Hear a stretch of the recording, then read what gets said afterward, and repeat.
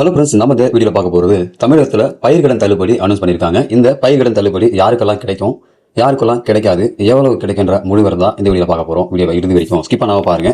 Video பார்க்கறது முன்னாடி நீங்கள் இந்த சேனலும் சப்ஸ்கிரைப் பண்ணலாம், கீழே இருக்கிற ரெட் கலர் சப்ஸ்கிரைப் பண்ணி கிளிக் பண்ணிக்கங்க. கூடவே பக்கத்தில் இருக்க பெல் ஐகானை கிளிக் பண்ணிக்கங்க. அப்போ தான் நாங்கள் போடக்கூடிய பயனுள்ள வீடியோக்களை நீங்கள் மிஸ் பண்ணாமல் பார்க்கலாம்.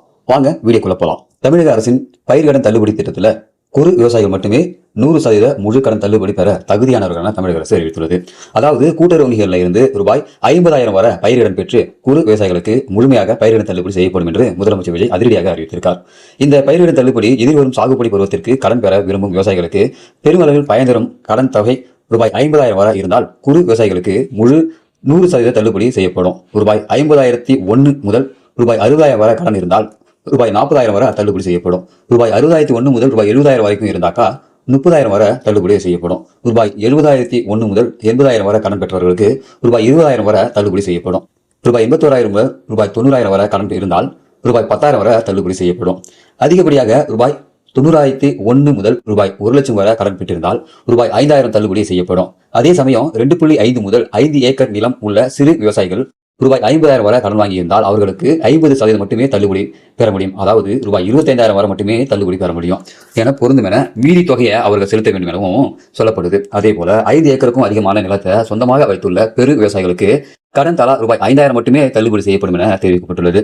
ஒரு ஏக்கருக்கு குறைவாக நிலத்தில் விவசாயம், அதாவது குறு விவசாயிகள் செய்வோர் 1-2 ஹெக்டேருக்கு குறைவான நிலத்தில் விவசாயம், அதாவது சிறு விவசாயிகள் செய்வோருக்கு இந்த தள்ளுபடி எதிர்வரும் சாகுபடி பருவத்தின் மீது கடன் பெற உதவியாக இருக்கும் என சொல்லப்படுது.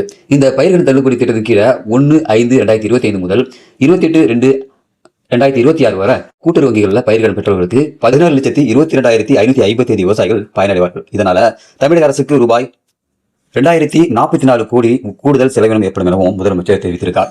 ஆனா இந்த கடன் தள்ளுபடி தொகையை வழங்குவதற்கான காலக்கெடுவோ அல்லது இந்த திட்டத்தை செயல்படுத்துவதற்கான வழிமுறைகளோ மாநில அரசு உடனடியா தெளிவுபடுத்தவில்லை. இதற்கிடையே இந்த அறிவிப்பு கூட்டுறவு வங்கிகளில் பயிர்க்கடன் வாங்கிய விவசாயிகளுக்கு மட்டுமே பொருந்தும் எனவும் அறிவிக்கப்பட்டிருக்குது. SBI, இந்தியன் வங்கி போன்ற பொருந்துறை மற்றும் தேசியமயமாக்கப்பட்ட அல்லது தனியார் வங்கிகளில் பயிரிடம் பெற்ற விவசாயிகளுக்கு இந்த தள்ளுபடி சலுகை பொருந்தாது எனவும் கூறப்படுது.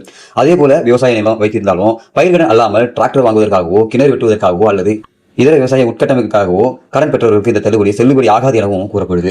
இந்த நிலையில ரிசர்வ் வங்கியை வழிகாட்டுதலை பின்பற்றி நிதி சுமையை காரணம் காட்டி தமிழக முதலமைச்சரின் கடன் தள்ளுபடி அறிவிப்பு விவசாயிகளுக்கு ஏமாற்றம் அளிப்பதாகவும் உழவர்களுக்கு இது பயனளிக்காது எனவும் இதை மறுசீலனை செய்ய வேண்டும் என்றும் விவசாயிகள் சங்க தலைவர் PR பாண்டியன் தெரிவித்துள்ளார். தாவேகா தேர்தல் வாக்குறுதியாக சிறு குறு விவசாயிகளுக்கு 100%, பெரு விவசாயிகளுக்கு 50% கடன் தள்ளுபடி செய்யப்படும் என்ற அறிவிப்பை வெளியிட்டிருந்தார். இதன் மீது நம்பிக்கை வைத்து விவசாயிகள் அதற்கு வாக்களித்துள்ளனர். திராவிட முன்னேற்ற கழகம் தனது தேர்தல் அறிக்கையில கடன் தள்ளுபடி அறிவிப்பை மத்திய அரசு தடுத்து விட்டதால எங்களால் அறிவிக்க இயலாது என்றும் கைவிரித்ததால திமுகவுக்கு எதிராக தாவேகா ஆதரவாக விவசாயிகள் வாக்களித்துள்ளனர். ஆனா நிதி சுமையை காரணம் காட்டி விவசாயிகளுக்கு பயனளிக்காத கடன் தள்ளுபடி அறிவிப்பு வெளியிட்டது விவசாயிகளுக்கு ஏமாற்றத்தை அளித்துள்ளதாகவும் சில விவசாயிகள் கூறி வருகின்றனர். மேலும் இந்த கடன் தள்ளுபடி திட்டம் 1 மே 2025 முதல் 28 பிப்ரவரி 2025 வரை கூட்டுறவு வங்கிகளில் பயிர்க்கடன் பெற்ற விவசாயிகளுக்கு மட்டுமே பொருந்தும் என்றும் மற்றவர்களுக்கு பொருளாது என்பது வருத்தம் அளிக்கும் விஷயமாக உள்ளதாகவும் கூறி வருகின்றனர் விவசாயிகள். இந்த அறிவு பார்த்தீங்கன்னாக்கா தமிழகத்தில் சிறு குறு விவசாயிகள் என செப்பரேட்டா விவசாயம் பண்ணிட்டு வராங்க. அந்த விவசாயிகளுக்கு குறு விவசாயிகளுக்கு ஒரு மாதிரியான நிவாரண தொகையும் பயிர்க்கடன் நிவாரண தொகையும், அதே போல பெரு விவசாயிகளுக்கு ஒரு மாதிரியான நிவாரண தொகையும் அனௌன்ஸ் பண்ணியிருக்காங்க. இந்த அனௌன்ஸ்மெண்ட் தொகை பார்த்தீங்கன்னாக்கா 100% எல்லாருக்குமே கிடைக்காது அப்படின்றது உண்மையாக இருக்குது. இதனால பார்த்தீங்கன்னாக்கா விவசாயிகள் ரொம்ப ஏமாற்றம் அடைஞ்சிருக்காங்க அப்படின்னு சொல்லிட்டு இருக்காங்க.